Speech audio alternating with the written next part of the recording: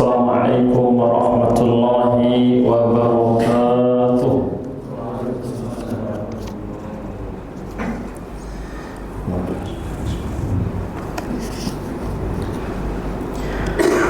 Alhamdulillahi ala ihsanih, wasyukru lahu ala taufiqihi wa amtinanih.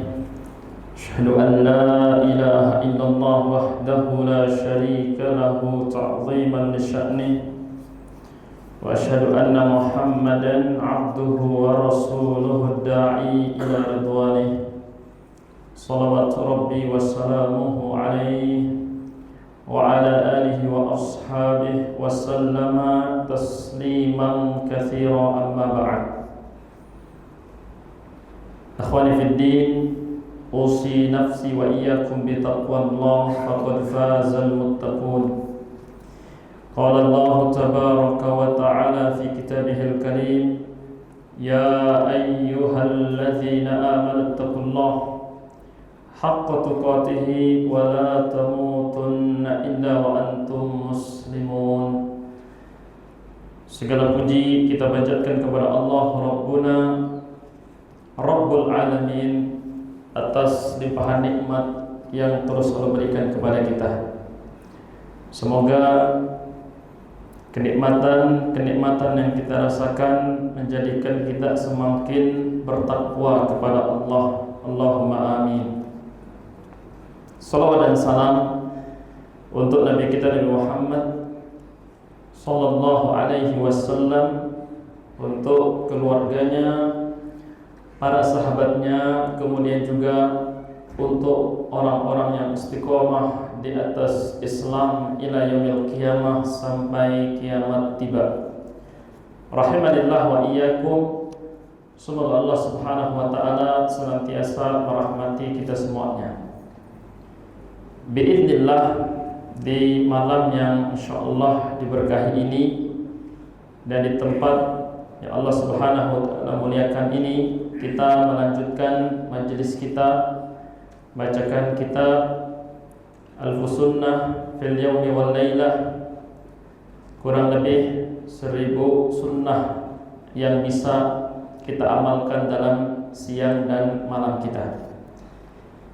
Kita masuk pada judul yang baru pada halaman 126, yaitu menghadirkan niat yang baik. Ikhwatul iman, a'azzanillah wa iyyakum, menghadirkan niat pada amalan-amalan wajib, pada amal-amal ibadah, ini tentu hukumnya wajib, ya, bukan lagi sunnah. Kenapa demikian? Karena ibadah-ibadah dilakukan oleh seorang muslim apabila kosong dari niat, maka tidak ada nilainya. Maka yang dimaksudkan di dalam judul kita ini, yang masuk tuntunan sunnah adalah menghadirkan niat yang baik pada amalan-amalan yang mubah. Baik. Jadi perbedaannya demikian, ya. Jadi dalam amalan-amalan yang wajib, fardu, atau itu adalah ibadah-ibadah yang jelas wajib disertai dengan niat. Nah, di sini terdapat rutinitas harian, ya, pekerjaan yang mungkin menurut kita pada umumnya tidak tergolong pada ibadah tersendiri. Contohnya ketika kita makan, ya, ketika kita minum, ketika kita istirahat atau tidur, ketika kita berolahraga. Nah, ini adalah amalan-amalan yang sifatnya apa? Asluhu mubah, pada asalnya adalah mubah.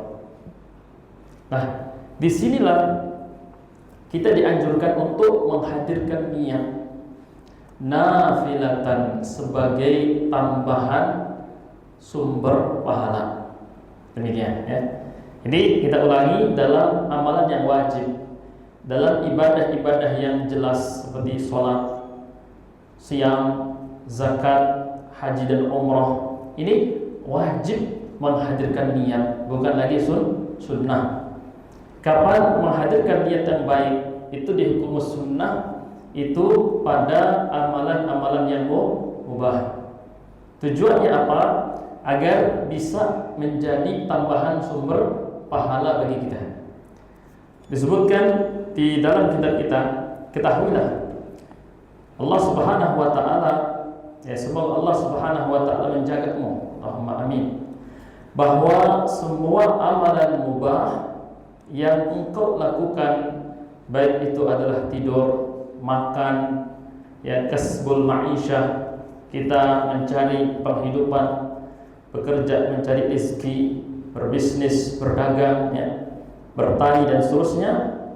Begitu pula dengan amalan-amalan yang lain yang serupa dengan amalan-amalan disebutkan tadi, bisa diubah menjadi amal ketaatan dan ibadah. Nah, di sini ya keterangan yang perlu kita garis bawahi.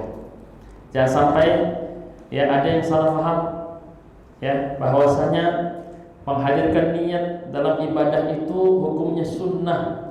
Kenapa demikian? Karena masuk pada judul kitab yang kita bahas. Jadi tidak demikian.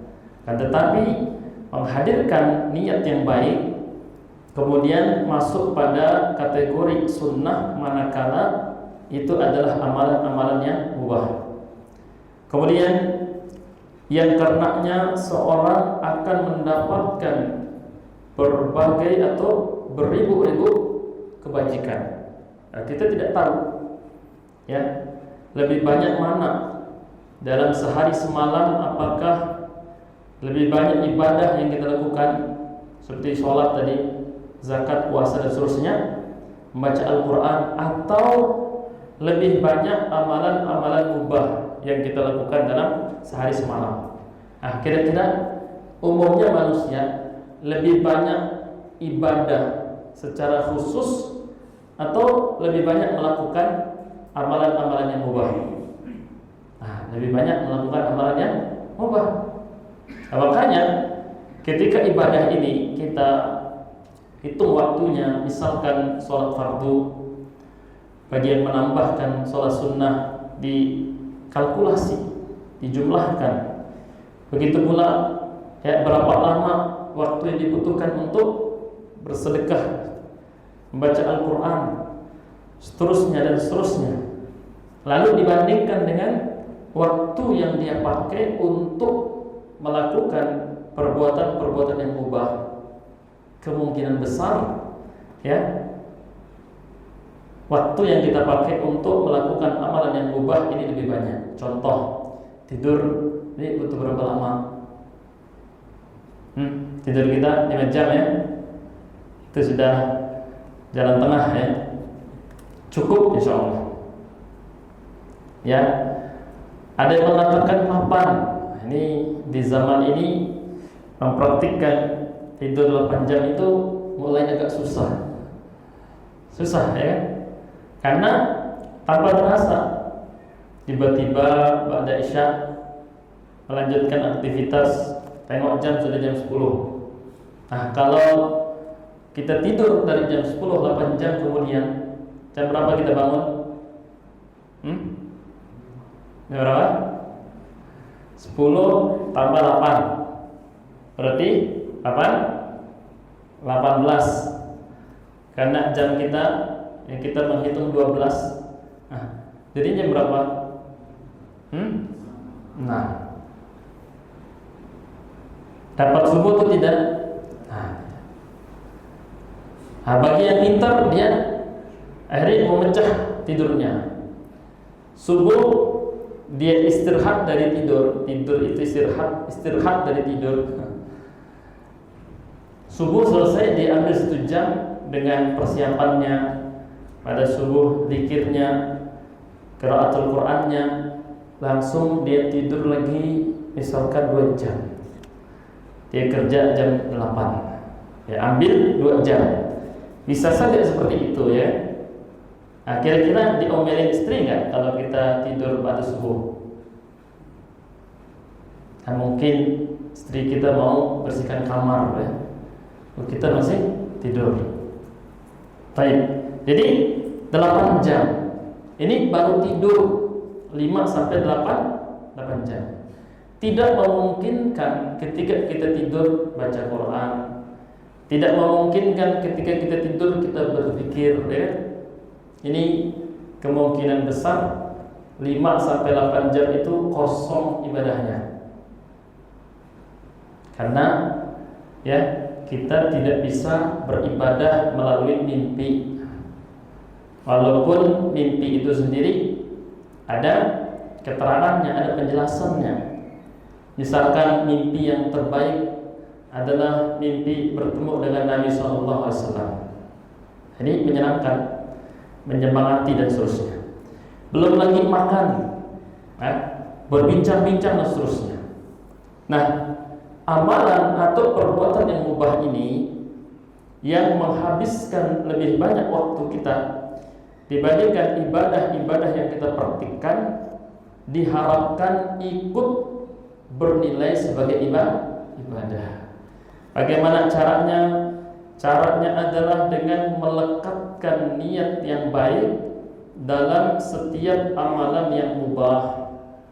Pagi-pagi kita siapkan urusan rumah, istri dan anak. Bagi yang anaknya masih bersekolah, apalagi lebih dari 1 anak, insya Allah lumayan repotnya. Nah, jadikan itu sebagai ibadah.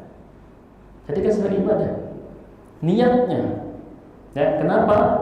Ketika anak-anak ini kita siapkan untuk berangkat ke sekolah Islam misalkan, di situ kita pasang niat. Mungkin sedikit lebih repot. Ini yang kita lihat di lapangan. Sekolah umum ada di depan rumahnya.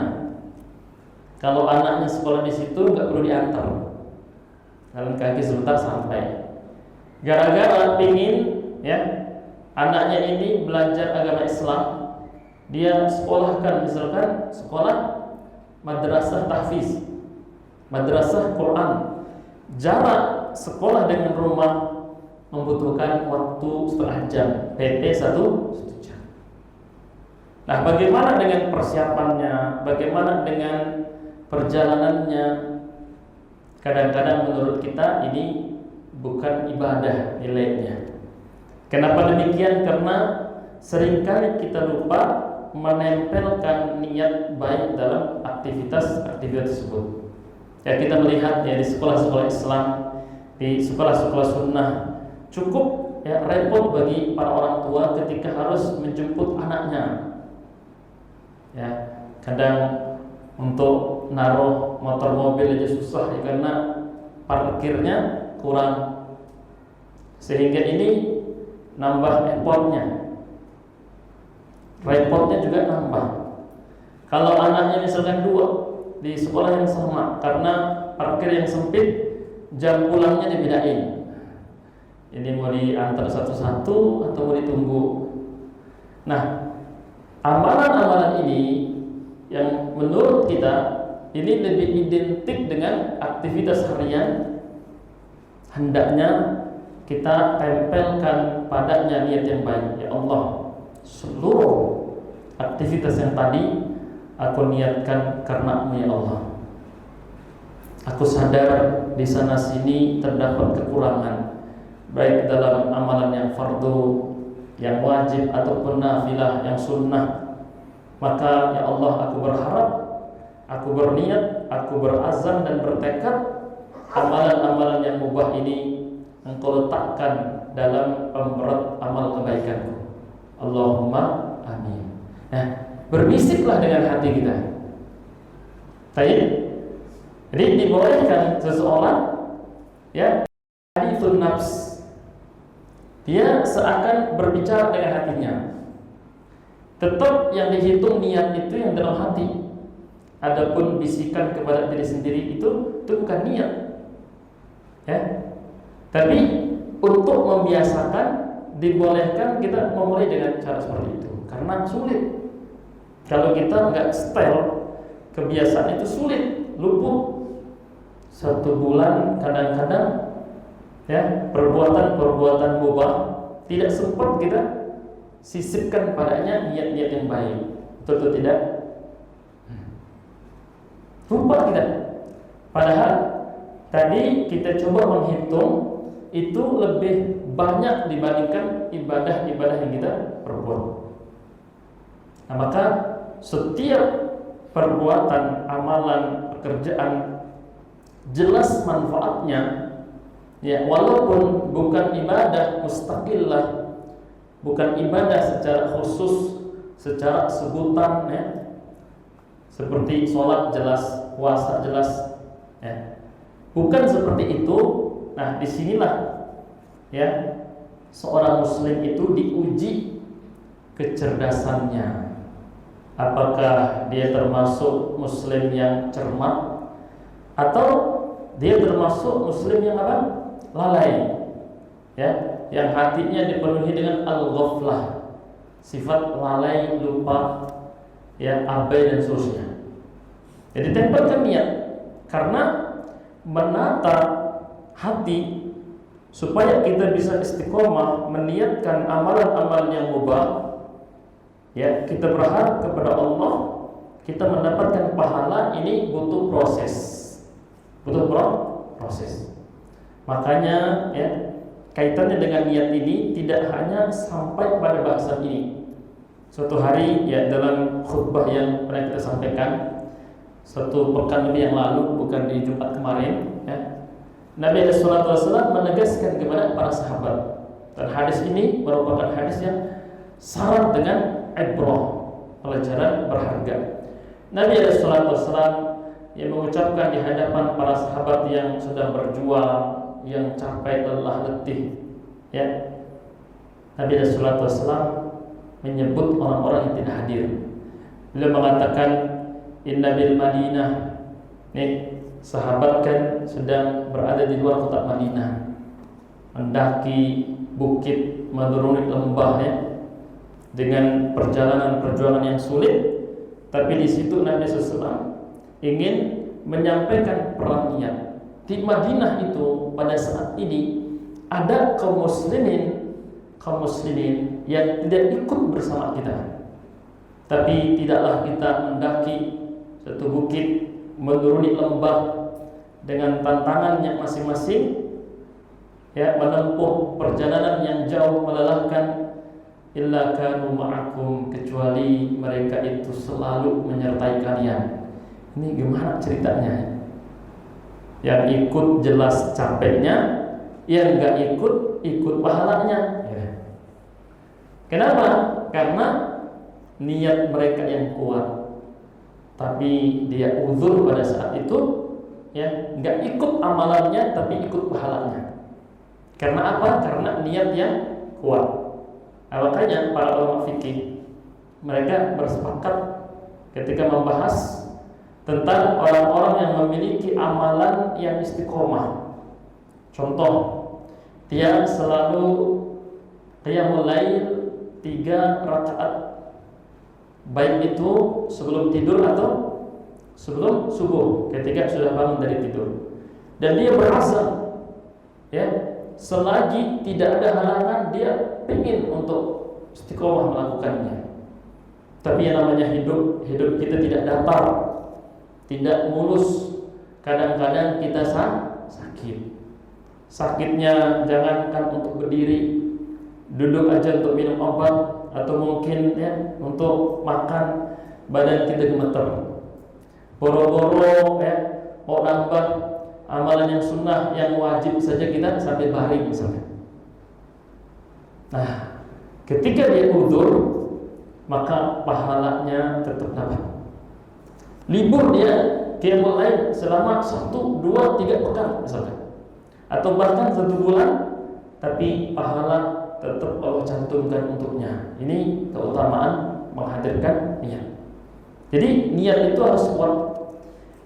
Maka disebutkan bahwasanya muslim yang cerdas adalah muslim yang mampu menjadikan adat kebiasaan rutinitasnya, nilai akhirnya itu ibadah. Ini muslim yang cerdas.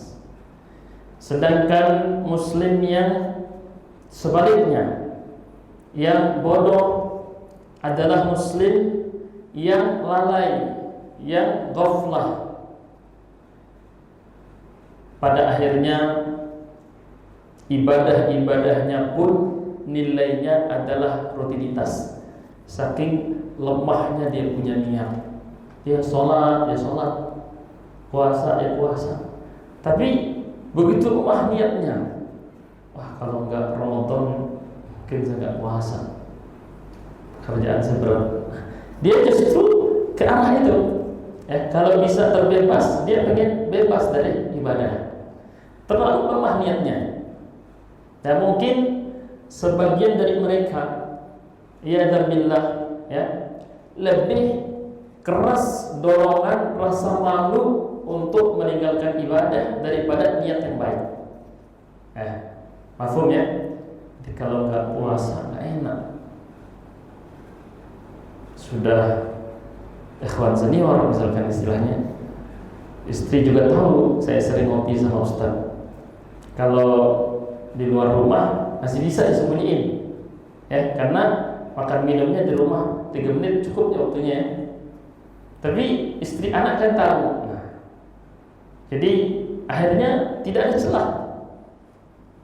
Hanya dia berpuasa, tapi landasan dan pondasi puasanya hanya rasa malu, bukan dorongan untuk dapat pahala, bukan karena daya tarik daripada surga, tapi karena rasa malu. Atau begitu pula dengan sunnah atau sholat. Dia terlanjur beli rumah di satu komplek yang di situ semuanya rajin sholat. Aduh, jebak ini. Kalau nggak sholat, nggak aman ini misalkan. Nah, kalau orang justru ini satu keutamaan, karena orang Arab punya kaidah al-jaru qabla dar, al-jar qabla dar. Tetangga sekitar dulu baru rumah. Hanya ini kalau ketahuan sama teman-teman properti dicantumin nanti tetangga yang baik, dekat dengan ini itu kan sering ya. Tetangga baik, tetangga depan baik, tetangga belakang baik. Orang Arab sebelum deal untuk beli rumah, dia cari-cari info tentang tetangganya dulu. Kalau tetangganya bagus, baru tanya spek rumahnya. Kalau tetangga bagus, spek rumahnya cocok, langsung dia ambil. Tapi kalau rumahnya bagus, tetangganya misalkan bikin nggak seret atau resek, dia nggak jadi beli. Wah, karena ini berat, nggak ada gunanya. Eksterior, interior bagus berkilau dan seterusnya, tapi tiap lihat mukanya tetangga jadi hati tertusuk misalnya. Maka al-jar qabla dar. Misalkan di kondisi tadi dia merasa terjebak karena semua tetangganya rajin sholat, rajin puasa, rajin ngaji. Dia kalau nggak seperti itu, dia bela sendiri misalnya. Akhirnya dia nggak punya pilihan, dia ikut sholat, dia ikut puasa, buka bersama di masjid. Kalau kajian yang sifatnya mengharuskan semua hadir, dia ikut hadir. Nah, bisa jadi seseorang mengalami kondisi seperti itu. Ini menunjukkan betapa lemahnya niat. Maka disebutkan bahwasanya robba amalin shagirin tu'azzimuhu niyyah. Abdullah ibn Mubarak menyebutkan alangkah banyaknya amalan-amalan yang tampaknya kecil oleh kita, tapi menjadi besar karena niat yang kuat tadi. Sebaliknya robba amalun kabir, banyak juga amalan-amalan yang besar, capek kita kerjakannya, butuh waktu yang panjang, butuh modal, butuh persiapan, butuh ini dan itu, tapi kecil pahalanya karena niatnya tadi lemah. Nah, ini berkaitan dengan niat. Baik. Nah, maka beruntunglah orang-orang yang bisa berbisnis dengan Allah Subhanahu wa taala menggunakan ketajaman niatnya. Jadi niat itu bisa tajam, bisa tumpul. Maka hendaknya kita menjadi muslim yang niatnya itu kuat, ya, niatnya itu tajam. Di mana ada peluang kita bisa mendapatkan tambahan pahala, disitulah kita memainkan niat kita. Nah, ketika niat ini ikhwatul iman terus diasah terus. Setiap ada peluang sekecil apapun diniatkan pahala. Karena ya beban kita berat ketika dihadapkan dengan yaumul hisab. Ya, semua manusia itu bergetar, takut. Ini lebih berat dosa atau pahalanya. Di situ orang berharap seandainya diberikan kesempatan sehari saja untuk menambahkan amal kebaikan, mungkin dia tidak berpikir untuk makan dan minum full hari itu untuk menambah pahala. Nah, sekarang kita masih di dunia, masih punya kesempatan. Ya sudah, sekarang kesempatannya, belum terlambat. Ditambahin lah, dia keker semua kesempatan itu. Ini harus bernilai pahala, walaupun sifat asalnya mubah. Ini luar biasa. Pada akhirnya hampir tidak ada satu perbuatan yang kita lakukan sehari semalam yang kosong dari pahala.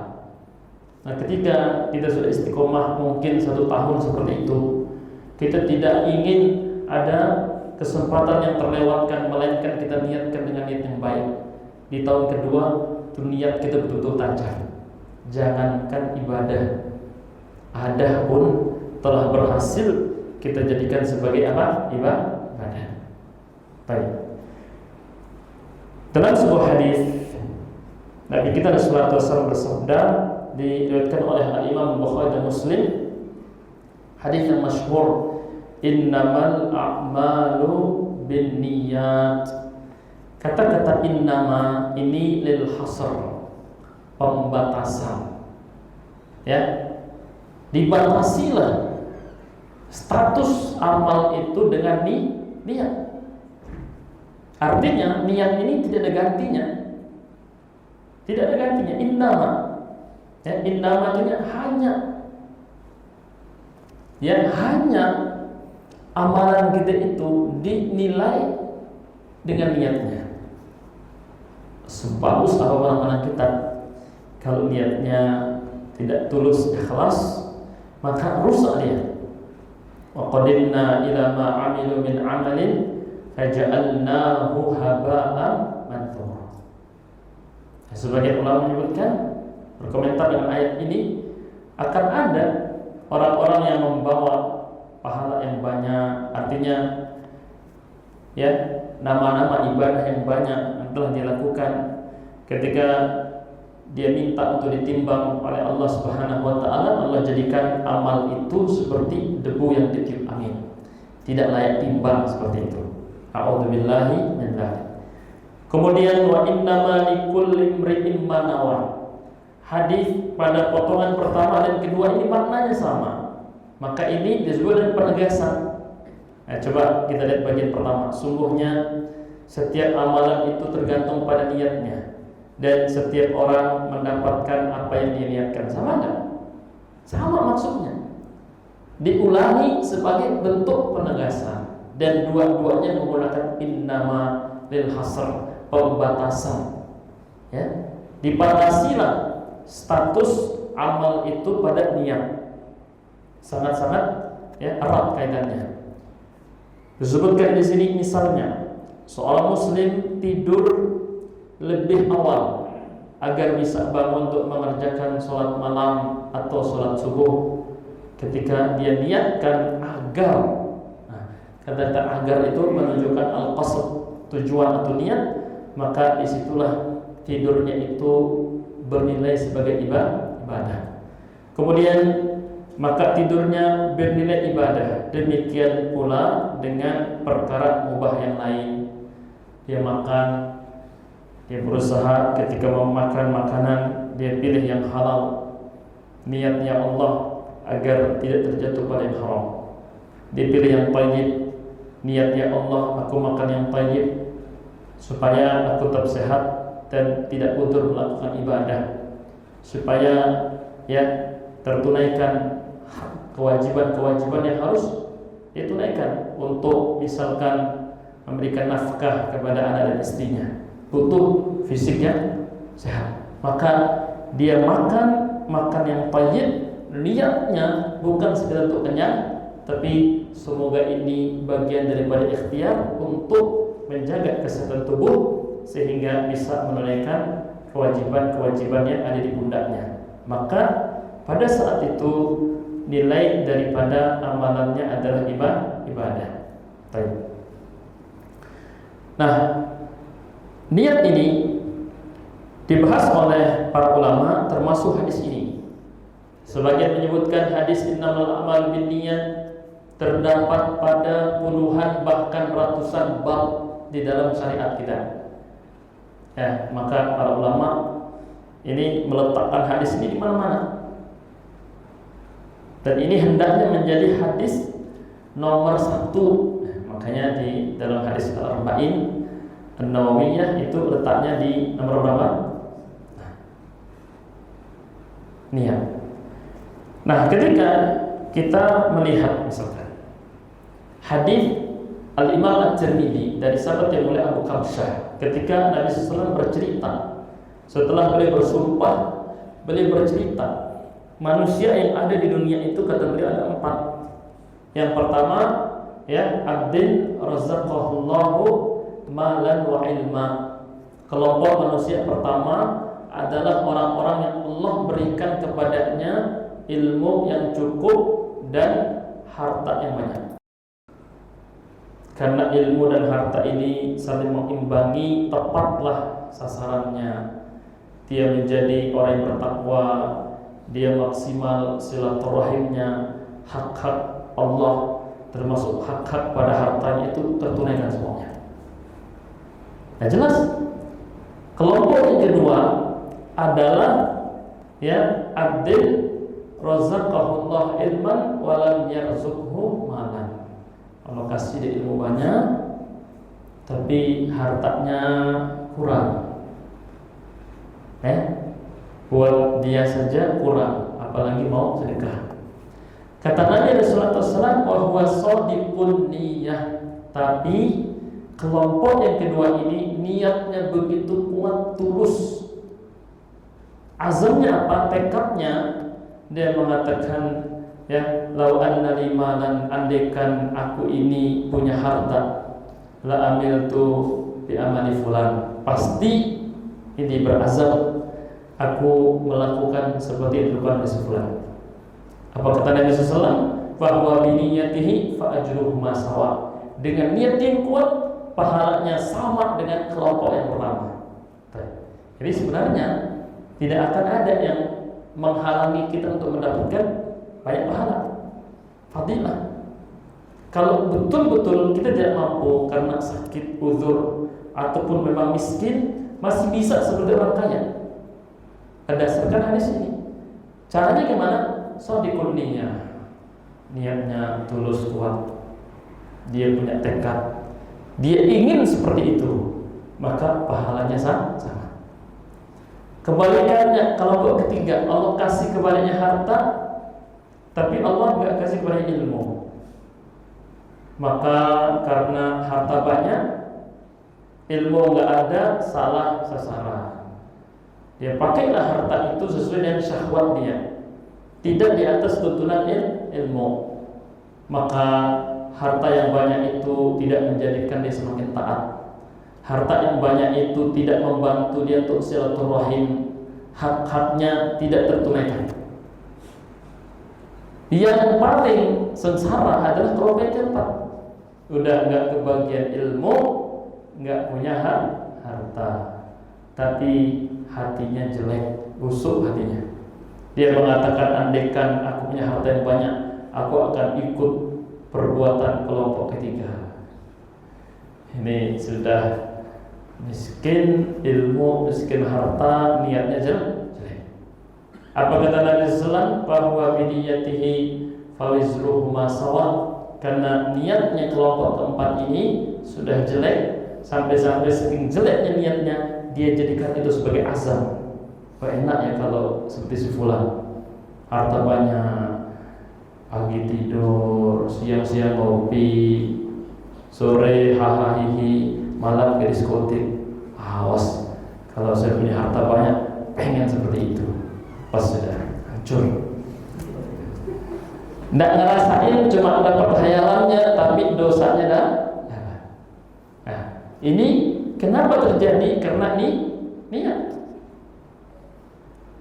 Dosanya sama.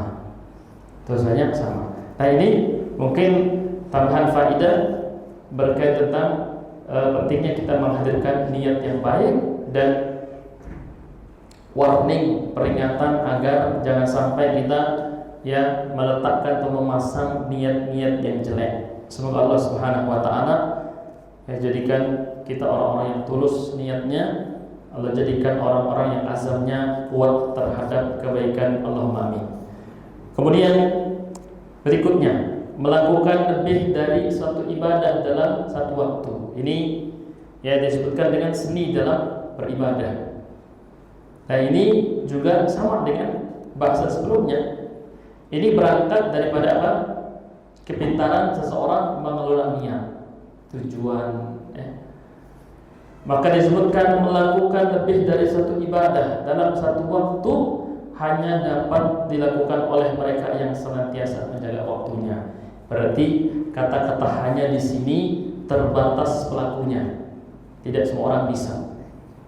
Disebutkan ada beberapa penerapan dalam kehidupan sehari-hari. Yang pertama, ketika seorang muslim dia berangkat ke masjid dengan berjalan kaki atau menaiki kendaraan, maka keberangkatannya ini merupakan ibadah tersendiri. Jelas hadisnya.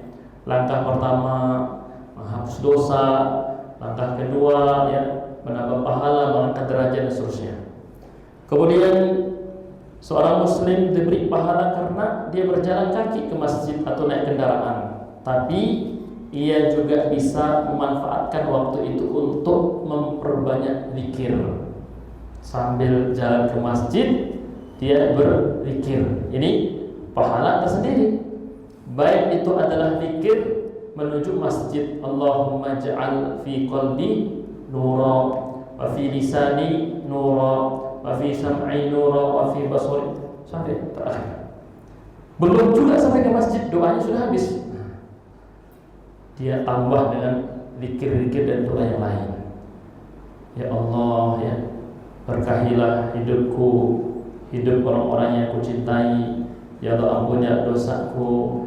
Yang melihat orang, ya Allah, jadikan si fulan itu rajin sholat, karena tiap lewat kayaknya gak pernah ke masjid, didoain gitu. Jadi diisi dengan ibadah tambahan. Maka inilah yang dimaksud dengan praktik melakukan lebih daripada satu ibadah dalam satu waktu. Nah, kemudian contoh yang lain, atau dia membaca Al-Quran dalam perjalanan. Membaca di sini bukan maksudnya kita baca sambil lihat, karena ini bukan akhlak yang baik. Kalau kita jalan, berarti adabnya kita perhatikan apa yang kita lewati. Sampai kita baca Al-Quran tapi kita terpleset jatuh, bukan itu maksudnya.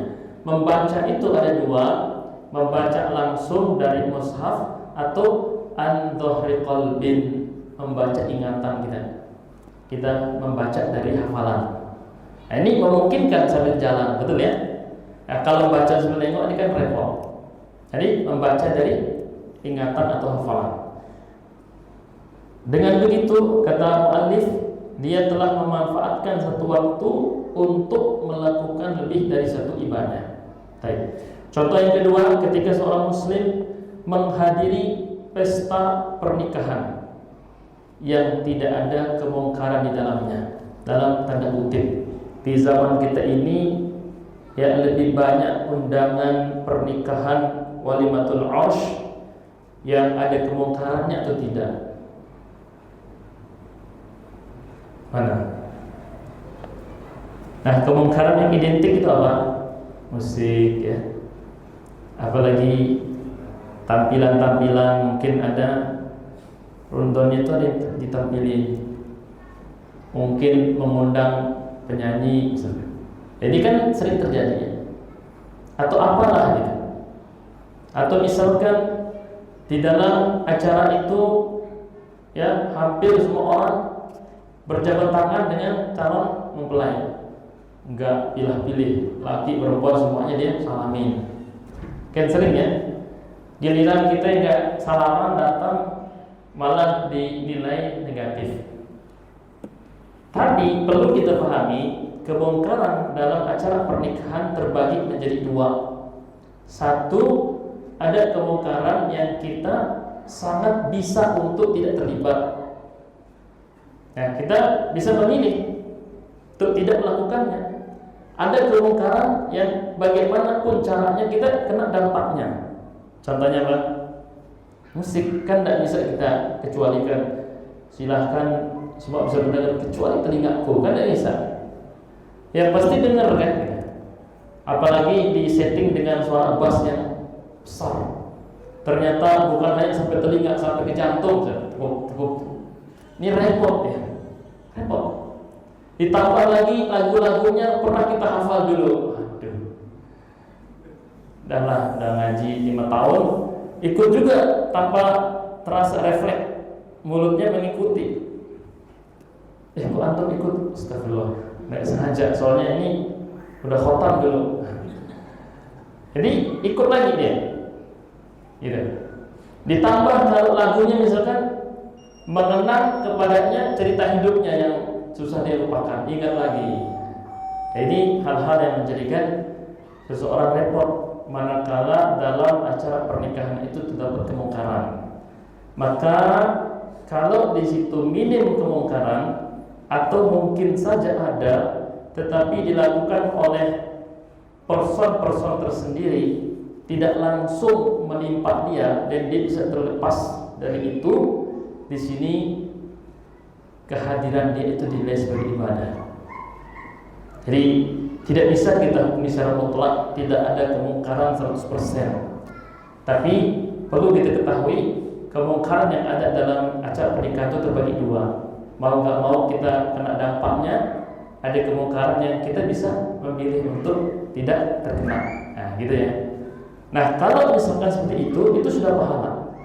Nah, ketika dia jadikan kesempatan acara pernikahan itu untuk berdakwah, yang satu meja dengan dia sampaikan kepada hadis, nasihat, sharing ya keilmuan syar'i, maka di sini masuk pada praktik melakukan dua ibadah dalam satu waktu.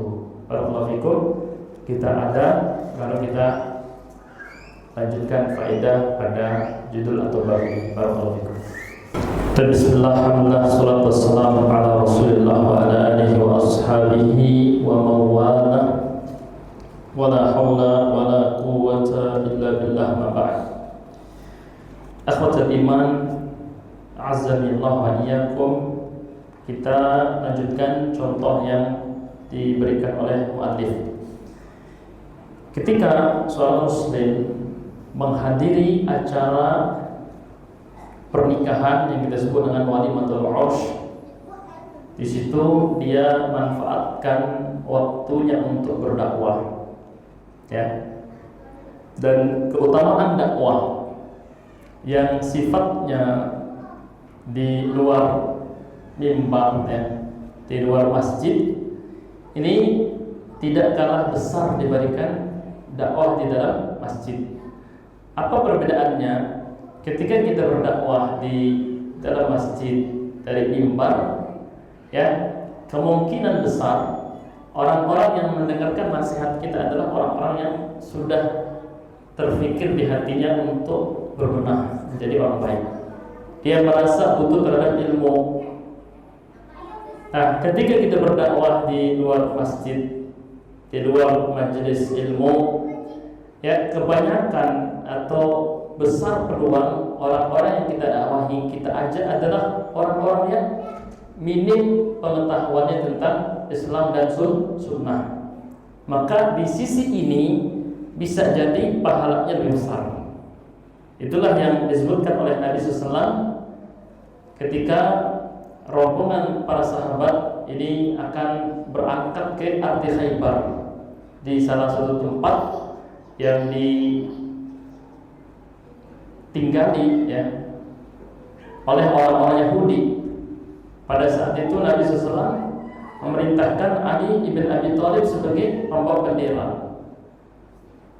Nabi sallallahu alaihi wasallam berpesan, la yahdiyallahu bika rajulan wahidan. Andaikan Allah Subhanahu wa taala yang menunjuki seseorang dengan perantara engkau kepada Islam, kepada sunnah, kepada kesadaran untuk hijrah, khairul laka min ayyakuna laka humrun na'am. Itu satu orang atau per orang yang kau bisa dakwahi itu lebih baik daripada satu onta merah. Nah, ini yang paling penting ya. Sehingga tidak terbentuk satu pemahaman dan asumsi kewajiban dakwah itu hanya pada ustaz misalkan.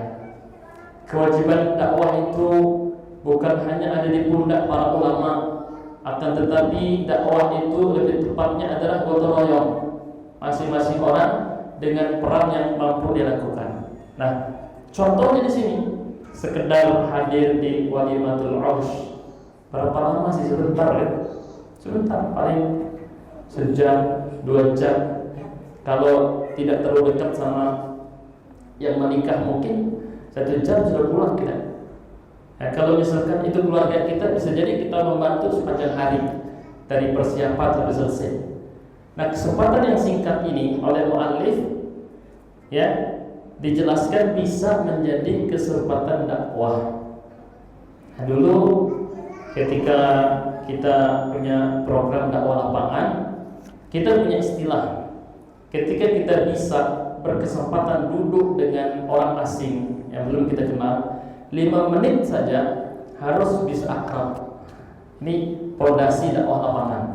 Ketemu di terminal, karena ini jadwal bisnya misalkan masih 30 menit, kita coba deketi orang-orang yang lagi duduk di sampingnya ada kursi kosong. Kita jangan ngomong Pak, namanya siapa, ini mau kemana tujuannya, cari sisi persamaannya, kita akrab, tukeran nomor handphone misalkan.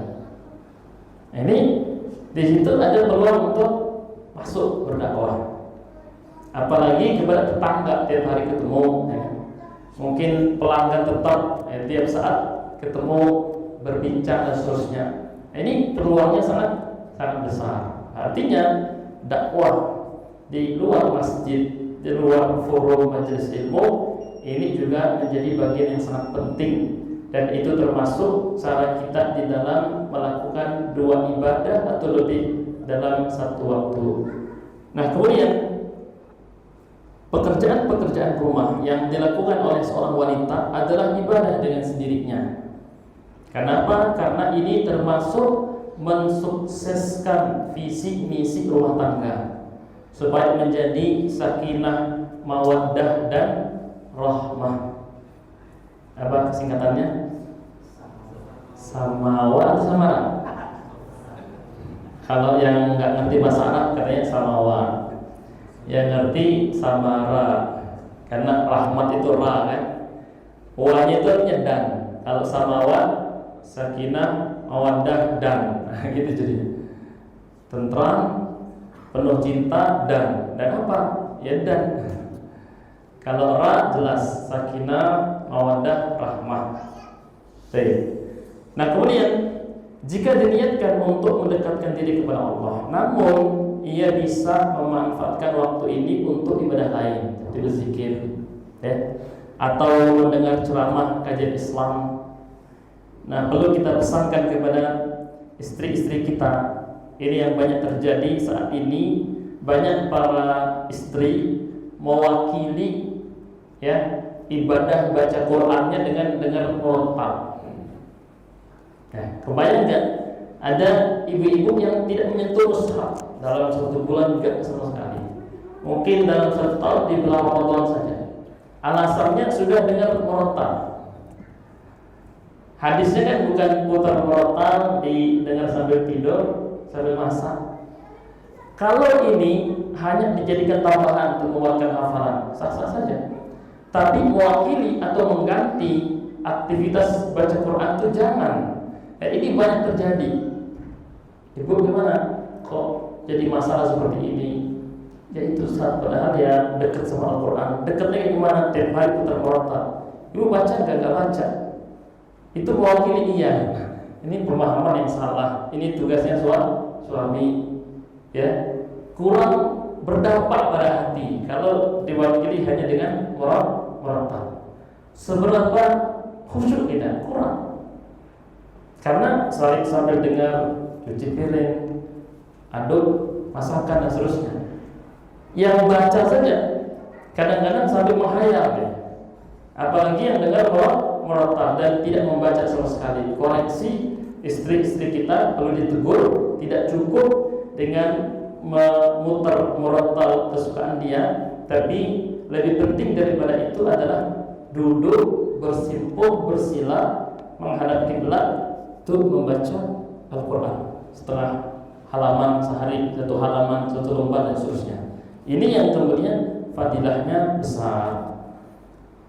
Kemudian di sini disebutkan dari Ibnu Umar radhiyallahu anhu, ia berkata, inna kunna la na'uddu li Rasulillah sallallahu fil majlisil wahid mi'ata marrah. Kami itu sering iseng ngitung berapa ucapan diucapkan oleh Nabi sallallahu dalam sekali duduk. Beliau itu membaca satu bacaan dalam sekali duduk 100 kali. Apa yang dibaca? Yang dibaca adalah Rabbil firli wa tub alayya innaka antat tawwabur rahim. Ternyata di hadis-hadis yang kita tahu beliau beristighfar apa? 70 kali sehari. Hadis yang lain 100 kali. Bukan sekedar astagfirullah, astagfirullah, astagfirullah. Lebih panjang ternyata. Bunyinya apa? Rabbil firli wa tub alayya innaka antat tawwabur rahim.